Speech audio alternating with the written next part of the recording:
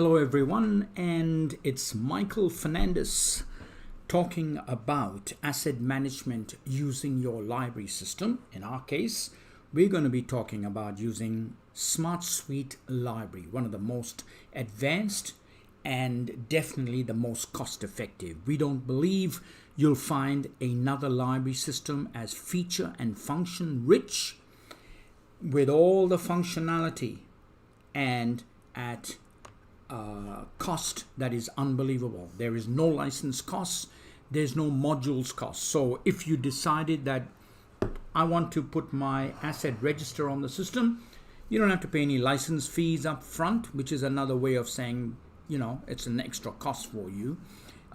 You just subscribe, we give you something online, it's online, there is no extra cost for hosting, there is no third parties involved in hosting. So when you go and put your library system onto Smart Suite Library, everything is an all-inclusive cost. And if you decide to also put your assets or only use it for your assets, it's all included. Okay, so now this screen here is the default search screen that will bring up all the resources in the system. Okay, now if you're going to put asset resources onto the system, one of the major issues that you need to be aware of, this screen, you can see I'm signed in. Let me sign out. Okay, now that's going to log me out of the system. But anybody anywhere in the world will be able to put in this search URL into their browser. Doesn't matter where they are, what they are, and when they hit the search screen, what's going to happen is all your content is going to come up here. Okay, let's say for argument's sake that these were assets and these were laptops or these were PCs or these were photocopying machines. Wouldn't it be terrible if it brought it all up here on a normal search screen and it'll tell you how many there was and the location and the sublocation and the filed area within your library or within your school. All someone needs to do is break in, pick up all 9 of them because they know exactly where to go, and they'll be in and out of your building probably before the alarm even goes off. So it's very important, if you're putting assets onto the system, that you classify the asset in such a way that it does not appear up here. Now, if you can see 100 people who made history, okay, that's a book, but it's the very first book on the system. However, when I sign into the system and based on my sign in, based on my username and password and my credentials, okay, 100 people who made history is now shuffled further down the line. There's my 9 of 9, but I've got all these other resources that have appeared before it. Now the reason for that is, these are videos obviously, but let's say they were assets. Let's say there was an iPad, that was a PC, that was a photocopier, that's a camera. Now I can put security settings against them so that only the people that are authorized to see those items, only then will it come up on my OPAC screen when I sign in. So when Michael signs in, he sees all of these. But when Marianne signs in, she may not see all these extra ones. She'll just see from 100 people down. But she might see just this one and this one, only because her security says allow her to look at the photocopiers, which are the big units, but still do not show her the laptops. So it's very important, if you're putting assets onto the system, onto any library system, any database system that's available on the web, there is a way of securing it so that only authorized people can actually see it on the system. Now, another very, very important area is when you're putting assets on, and I'm going to talk about the assets later, I just want to deal with the security issues of it. Let me go into this 100 people's catalog record. Okay, now when the 100 people's catalog record comes up, it says it has a security code of 0, which means anyone can watch it. If I said it had a security code of 50, then only people that had a classification of 50 could watch it. If I said it had a security code of 12, people were 12. Administrators, we always say, give them a security code of 999. Okay, so a security code of 999 means only the administrator. So that means that on the inquiry screen, when they log in, only the administrators would see it. If I said 50, by default, that's the teacher's security code, so only teachers can see it. Okay. However, I can say I really want to be super safe, and I don't even want it appearing, and I don't care what security code is on the system. It's an asset. It's nobody else's business other than the administration staff. So you can say show in search, just remove that. And what that says is, I don't care what security you have, just do not show it on the search screen.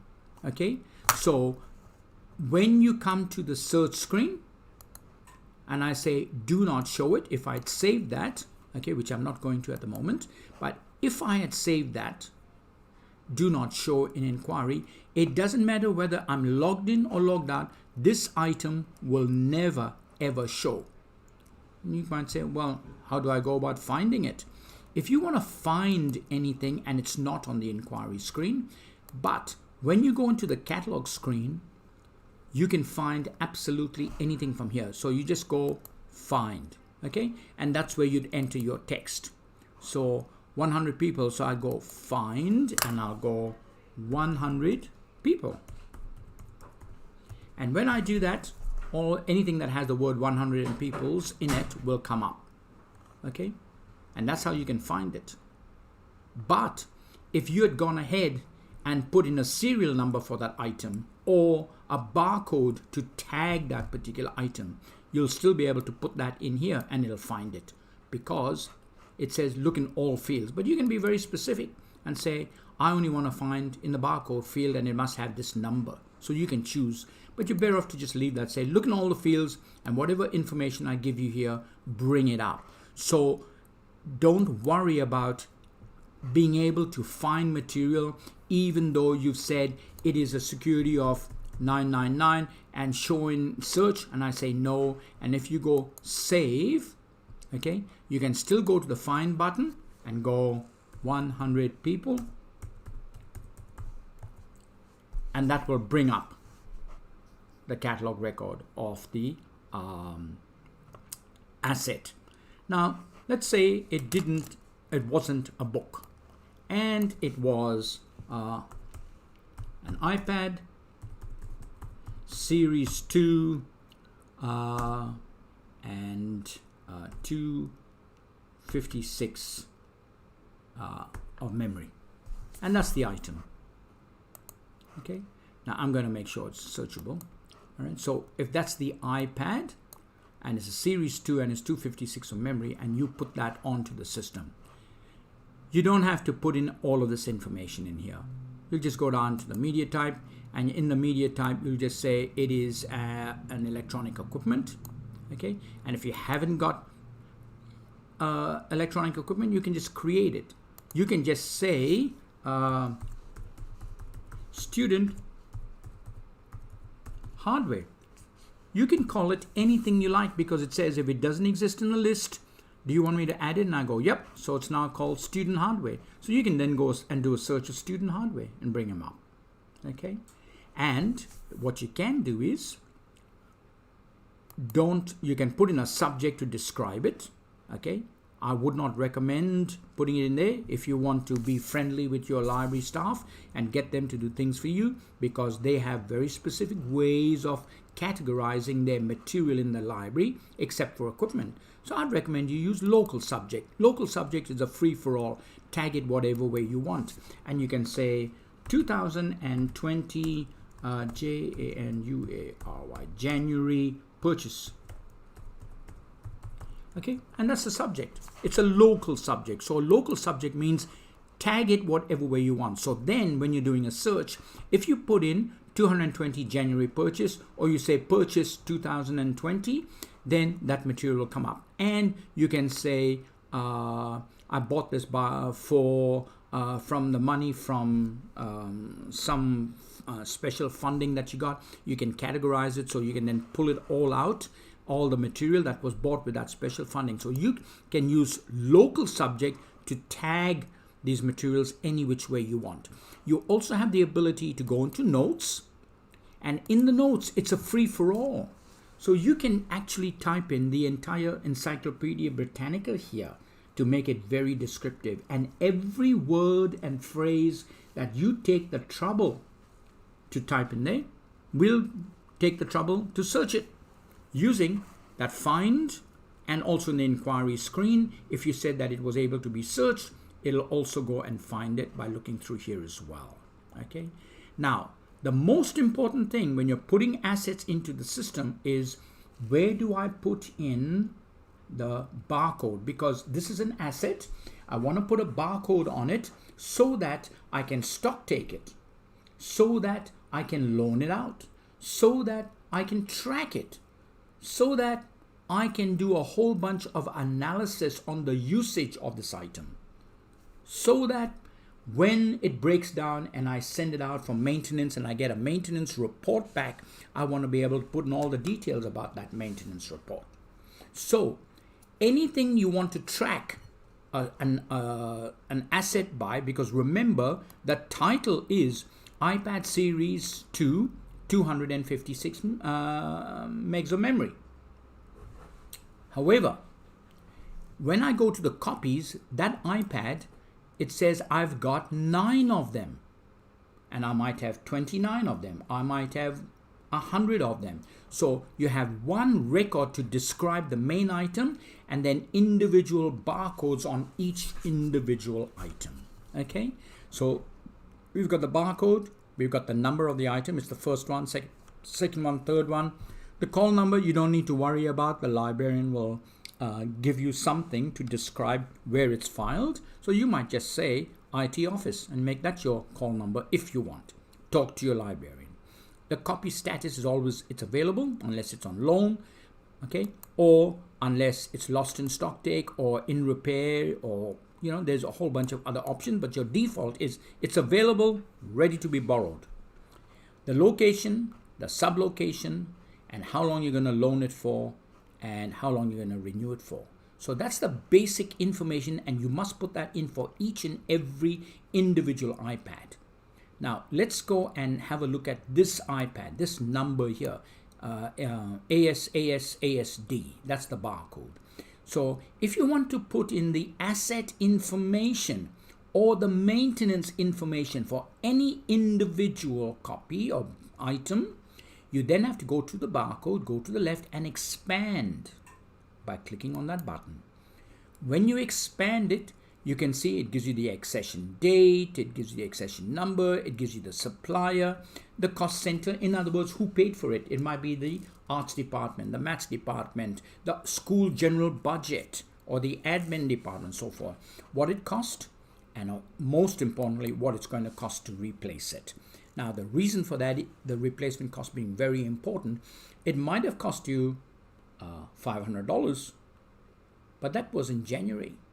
And you've noticed that when you went to the Apple shop because of COVID or whatever reason, or there's a drought of those items because there's such a demand for them, it's not going to cost you $500 anymore. If you want to buy that now, it's going to cost you $600. However, that $600 is what you're going to buy it for.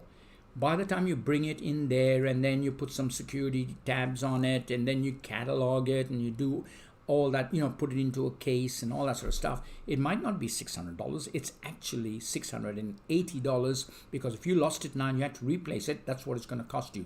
So that becomes a very, very important field. Of course, if you're going to fine people for not returning it on time, there's a fine opportunity. Now, down here is the asset button for that individual barcode. So if you want to record a lot more information about that asset, you click on the asset button, and that's where you'll put in the date acquired, the current value, okay, because the current value might change, the Wi-Fi MAC address. There's a whole bunch of asset information that you can put in here, including and especially the serial number. And bearing in mind, when you put stuff in, it's searchable. So you might go ahead and put all that information in there, and then you need to hit save. And that only applies to this individual barcode. If you've got 10 iPads, you have to go to each individual barcode, expand it, and put the asset information in there. Now, we've got this thing here called maintenance. And that is where, if the material got damaged, if the asset got damaged, the screen was broken, you had to send it out and they send it back to you and they give you a bill for $250 and you go, oh my God, $250, that's a lot of money. They go, yes, but Mr. Smith, this is amazing glass. This glass will never break and we guarantee it for 12 months. You want to come in here into the maintenance record and you want to put all that information in there. And the reason why you do it is because Murphy's Law, when you give that unbreakable glass laptop to another student, to Joshua, Joshua drops it as he's walking away from the counter and it smashes the glass. And you want to be able to pull this maintenance record up and tell the maintenance people that repaired it, yeah, I know we broke it and it was an accident. However, in the last invoice that we paid, you said that this glass would never break. And I can assure you, it just fell from the seat onto the floor and it cracked the lens. So you've got a record of putting every maintenance item in there as well. Okay. Now, if this particular iPad came with a bag and it also came with extra charging kit. Okay, so you've got a charging kit that you hold in the IT department, but you also, when you loan it out, you put a charger and cable with it, and you also have a barcode reader with it, and you've got a whole bunch of other items that go with this, and therefore it makes up a kit. So you can go and set up a kit, okay, and you can actually add 3 or 4 or 24. There's no limit to the number of items in a kit. So you can make up a kit and put all those kits together and tie it to one iPad. Okay, and it'll only be tied to that one. So when you loan that item out, it's going to flash up on your circulation screen and say, oh, by the way, you're supposed to have 7 items. The first item is the mouse, the second one the barcode, the third, and so forth and so on. Have you got it all? And if you go, yep, then you check it out. And when you check it in, it'll flash it up and say, oh, this is a kit. You are supposed to have a mouse and an iPad and a bag and a charger and so forth and so on. And you say, yep, I've counted all of them there, and you can check it back in again. So it's a nice way to also track all the individual items for the kit. So our asset module is more than just an asset module. It allows you to also have a maintenance module. It also allows you to have a kit management system in it. Okay. And when it comes to describing it, you can go into the subject area. You can put in any terms you want to put in there to describe it. You can go into the notes area and put in as much information as you want about that. Okay. Second last, what you might want to do is say, no, it's not 100. This is a book. Who put this silly picture here? That's not a copy of this particular item. I'm going to photograph my iPad with the serial number on it. So why don't you turn the iPad upside down on the desk and take another iPad or your camera or your phone and photograph it in such a way that it also displays the serial number, if you like. And then what you do is store it on your computer, then bring up the iPad record here, just like it's here, and click the upload button. When you click the upload button, it will take you to your My Computer on your device that you're on, and you can say, I want to go to the C drive and I'm going to the folder where I store all my my images. Okay, so let's go here. So docs, no, I haven't got any images on here, JPEG images. So you custom files, all files. So let's go here. So if that was the image of the iPad, I just click on it. Okay, and then I'll just go open. And what will happen is that image will automatically then get transferred here. So anyone in the future looking at that record will be able to see a photograph of what it's supposed to look like. If you're circulating it, it'll come up on the circulation screen as well. Okay. Now, the last thing about putting all your assets on here, you'll be putting in a whole range of information from all over the place. You'll be putting information in the local subjects area. You might put in a whole bunch of notes in there. You might go to the asset register, the maintenance register, and put all that information there. Can I report on all of that? And the answer is definitely yes. Okay, so you'll click on the menu, you'll click on reports, you'll go to the reports module, and the reports module is one of the most powerful modules that you'll find anywhere. Okay, and you can grab any of these. So these are all the existing reports. And if you say, oh, but I haven't got an asset report here, that's very easy. There's two ways to do it. You can tell us the kind of information you want on the asset report, and we'll write it for you. It's as easy as that. Okay, and it'll appear at the bottom, reports created by me. Or you can say, oh, I put it into the catalog screen, so I'm going to go to the catalog and catalog by media type. So let's say you've described that as an equipment. So you can say catalog by media type and then go open. Okay, and see how it says a kit.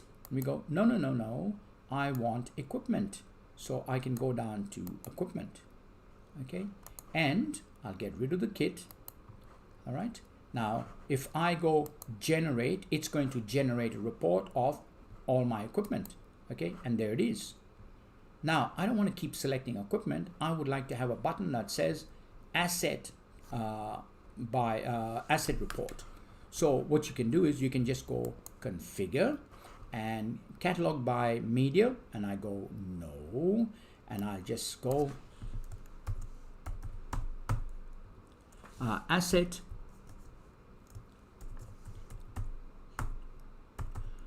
register. Okay, oops, let me just fix up this. Okay, so asset register, and I'll go save. Okay, so now when I go home, and if I go catalog, and it says asset register, when I click on that, all I need to do is just go open that report and go generate. I don't have to put equipment in there, it's already in there. And if you can go, yeah, but it hasn't got enough information, I'd like some more information. Now that you've generated that report, you can just go configure and go results data and say, I want to not add accession number, and there's all the information, all the fields you can choose from to put onto your report. So we can do it for you, you can do it for yourself. It's entirely up to you. Or you can just take one of the reports that we do for you initially, and you can build it up. I want all assets bought between these dates. I want all assets that are currently on loan. I want all assets that have been borrowed by Michael Fernandez because he has a habit of damaging stuff, or all damages by Michael Fernandez. It's unlimited, the amount of information and the kind of reports that you can run from the system based on absolutely any field in the system that's there. So you can go in here, and when you're in the edit screen, you can actually run a report on absolutely any combination of fields and sort it any which way, and then save it as a predefined report so that the next time the principal, the bursar, the business manager wants any kind of output, you don't have to go, oh, I better panic. How do I do that? You just know it's a button away. And if you like, you can even send them the button so that when they click on it, they'll just run the report. You don't even have to give them the information. They can have it on demand whenever they want to run it. Thank you very much for giving us this opportunity to talk to you about the asset module in Smart Suite Library, the most cost-effective, the most powerful, and the easiest to use library system, which includes almost anything a school would need to catalog. Thank you very much.